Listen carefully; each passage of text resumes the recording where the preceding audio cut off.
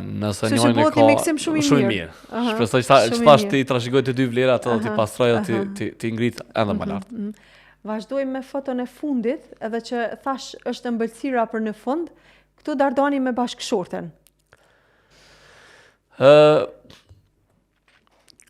Kush është bashkëshortja jote për ty? Prehja. Domethënë shoku ku prehna shpirtënisht ku ndjej qetësinë, domethënë është interesante ku një interpretim për një dietar islam që thotë është e natyrshme, Zoti e ka bërë të tillë që bashkëshortja bëhet çiftet bëhen për njëri tjetrin preja më e madhe që kanë. I të kalojnë këtë preja që i kanë pasur para.